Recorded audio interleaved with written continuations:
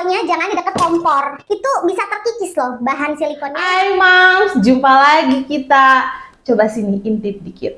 Di depan aku ada berbagai macam perlengkapan dapur, alat perang yang pasti Mam punya di rumah demi membuat masakan-masakan terenak untuk keluarga. Tahu dong Mam ini apa? Ini centong, ini kuas, ini spatula, ini parutan, dan ini whisk alias kocokan. Kayaknya Mam udah nggak aneh deh tentang perlengkapan dapur dengan bahan utama adalah silikon. Kayak gini nih silikon itu.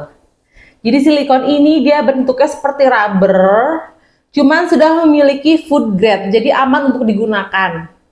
Biasanya kalau silikon ini, silikon yang digunakan untuk alat-alat masak itu ketahanannya dari suhu 40 derajat Celcius sampai 230 derajat Celcius. Aku juga loh Mam, sebagian peralatan dapur aku itu apalagi khusus yang buat bertangkai-tangkai seperti ini, ya spatula, ya whisk, itu udah menggunakan basic silikon.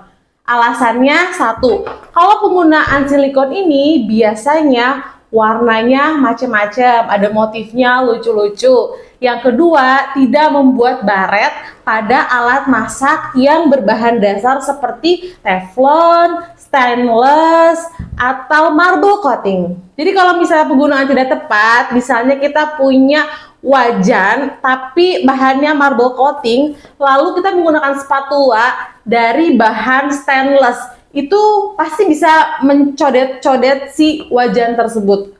Jadi sebenarnya barang-barang ini tuh baru aku beli dari marketplace, lalu aku tergiur dengan warnanya yang cantik-cantik, dan dari testimonialnya, reviewnya katanya ini bahannya premium, grade-nya sama kayak brand yang terkenal itu loh. Dan yang nggak masuk akal, harganya ini murah banget. Harganya harga nasi bungkus. Yang pertama ada spatula. Aku sebenarnya udah punya spatula dari silikon ini, cuman dia terlalu besar kalau misalnya untuk penggunaan di wajan-wajan atau pan-pan yang kecil-kecil. Jadi aku cari lagi yang ukurannya lebih pas. Ini gagang kayunya mulus, rapi, dan kokoh handle-nya. Ini mantep banget buat dipakai goreng-goreng atau ngebalik. Tuh, mantep. Yang berikutnya ini ada ladle. Ladle ini alias centong. Aku pernah punya, cuman kebakar. Oh ya, tips dari aku, saran ya, kalau menggunakan bahan silikon ini, taruhnya jangan di dekat kompor. Karena pengalaman aku, jadi aku habis masak sop, aku taruh di pinggir tuh, di pinggir pancinya, terus aku tinggal, ternyata nggak sadar kebakar. Jadi walaupun dia tahan panas, dia tidak tahan api ya. Kayak balik ke centong sayur. Centong sayur ini penggunaannya ya untuk masak sop, masak kuah-kuah dan lainnya. Ukurannya pun pas ya, dan soal kualitasnya sama kayak yang sebelumnya, gagangnya kokoh. Pas banget lah buat nyentong-nyentong sayur gitu Mam. Nah yang berikutnya ada balon whisk atau pengocok-kocokan, apalah itu.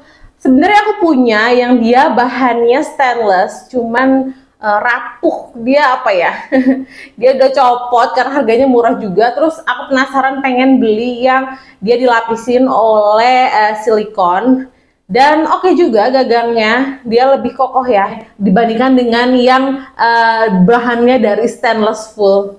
Sebenarnya mungkin bagus, tapi karena aku belinya brand abal-abal, jadi agak mau rusak kali ya. Ini nggak terlalu besar, nggak terlalu kecil, pas aja lah buat ngocok-ngocok telur, ngocok-ngocok adonan yang tanpa mixer gitu. Yang berikutnya ini adalah kuas.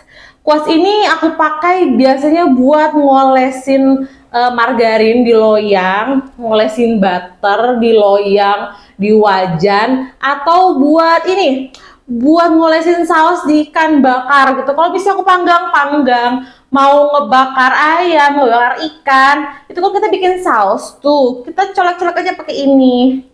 Ini kuasnya juga lembut, tapi nggak lembut ya, gimana ya? Lembutnya pas maksudnya gitu tuh. Dia nggak lembut-lembut banget yang sampai nyusahin kita buat ngoles-ngolesnya, dan nggak kaku tuh. And the next adalah ini. Ini sih bukan Konsilikonnya ini bahannya stainless, nggak ada unsur silikonnya sama sekali, tapi ini penting banget buat parutan atau grater. Aku pakai parutan, tapi masih pakai parutan keju. Dan kadang kalau pakai parutan keju itu hasil dari bawang putihnya, parutannya dia masih ada berintil-berintilnya gitu loh. Terus cenderung melukai juga, lebih tajam. Kalau ini udah aku tes, ini aman ya. Tuh, aman, dia tidak melukai. Jadi kalau misalnya butuh buat marut jahe, marut bawang putih, marut bawang-bawangan, marut keju, bisa pakai ini. Atau untuk tuh kulit jeruk untuk bikin aroma-aroma di bolu gitu, bisa juga pakai ini. Jadi ini multifungsi lah ya. Jadi sebenarnya aman nggak sih penggunaan silikon itu sebagai bahan dasar perlengkapan dapur? Jawabannya aman. Makanya kalau beli itu dari brand yang tepat, nggak yang abal-abal. Karena aku pernah nih kejadian aku pernah beli set silikon, harganya murah banget, tapi dia lembek. Bahkan untuk ngebalikin telur aja susah banget. Iya, ada harga, ada kualitas. Tapi kalau misalnya kita dapat harga bagus, harga murah, kualitasnya bagus, ya kenapa nggak juga diborong, ya nggak? Untuk perlengkapan dapur dengan bahan silikon ini yang harus diperhatikan seperti yang tadi aku udah bilang, hindari dari penggunaan api secara langsung. Jadi jangan mentang-mentang tahan panas tuh dipakai buat goreng-goreng ala debus gitu, yang nyembur-nyembur, jangan, karena ini bisa berpotensi terbakar. Terus yang kedua, penggunaan bahan silikon ini kalau misalnya goreng-goreng nasi itu cukup effort ya, karena kalau misalnya ada bagian-bagian yang nempel-nempel agak mengerak kering di wajan tersebut, di panci tersebut gitu, itu agak susah gitu dibalikinnya atau dibersihkannya. Hindari penggunaan langsung dengan benda-benda tajam. Misalnya gini nih, kalau misalnya kita punya talenan kita itu berbahan dasar plastik atau yang dilapisin dengan silikon, itu hati-hati juga. Kenapa? Karena kita kan pakai pisau itu di atas talenan silikon tersebut, itu bisa terkikis loh bahan silikonnya yang akan mengkontaminasi bahan makanan atau masakan mam semua. Akhirnya kan jadi gak sehat gitu. Jadi untuk kayak penggunaan talenan sih itu lebih baiknya menggunakan kayu jati yang bener-bener anti rayap, itu dijamin awet. Segitu dulu review dari aku. Jangan lupa kalau misalnya mau beli barang yang sama kayak aku, linknya ada di bawah ya, check outnya dari bawah ya. Kita review apa lagi nih? Kalau ada ide boleh dong sarannya di kolom komentar. See you in next review, bye.